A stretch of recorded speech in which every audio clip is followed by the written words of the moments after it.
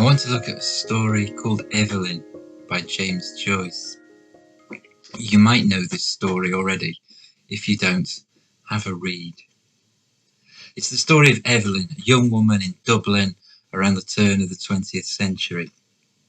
It's a scarce 5 pages long, less than 3,000 words, and yet it contains whole lives. How does it do this? How does this story work? Let's have a look. We can map this story. Let's look at the first paragraph. She sat at the window watching the evening invade the avenue. Her head was leaned against the window curtains, and in her nostrils was the odour of dusty cretonne. She was tired. It's only a couple of lines, 3 sentences, and seems very clear, but there's a lot going on here. In that first sentence, for example, every word is a very common, very everyday one, except for that word invade. It's an odd word to choose to describe the arrival of dusk.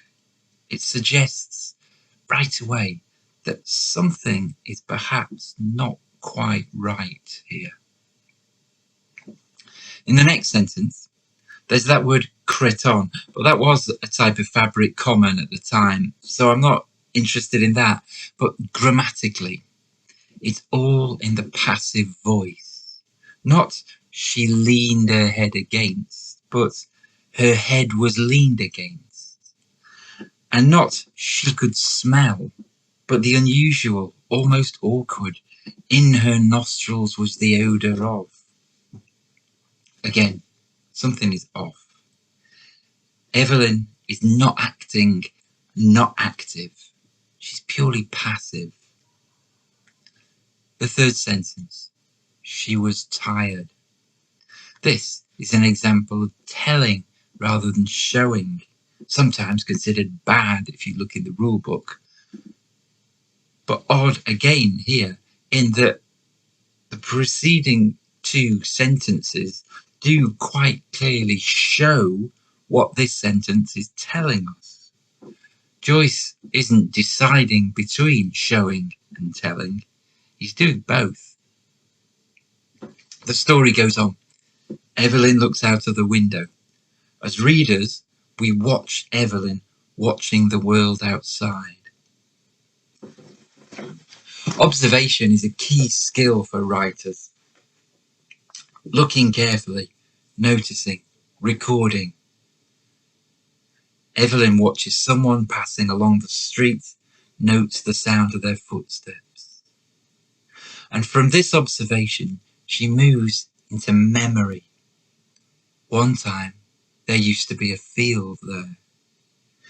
And deftly, being very close to her, we learn the story not only of where she lives, but also of her family and herself.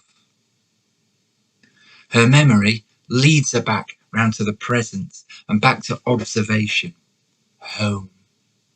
She looked round the room, reviewing all its familiar objects which she had dusted once a week for so many years, wondering where on earth all the dust came from.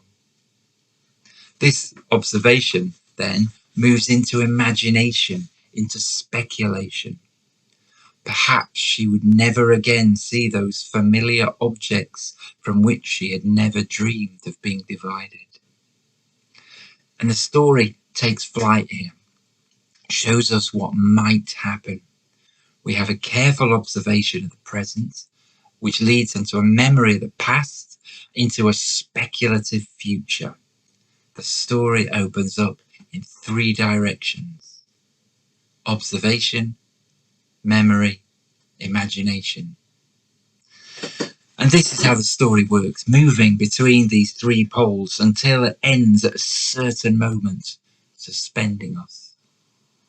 No spoilers here if you haven't read it all yet, but while it's sometimes said that short stories are about a decisive moment, I sometimes think, and this story is an example of this, that they might actually be about the moment before that moment. Now, What we're doing here might look like literary criticism, which is all fine and dandy, but we're not here to be critics. We're here to be writers. What can we get from this kind of close reading as writers? Reading as a writer is an important thing. Reading carefully, looking to see how a thing is made, what holds it together, how it achieves its effects, and what makes it tick. Reading as a writer is about observing, looking carefully at how stories are put together, remembering, thinking of other examples, and imagining. How can we make use of this?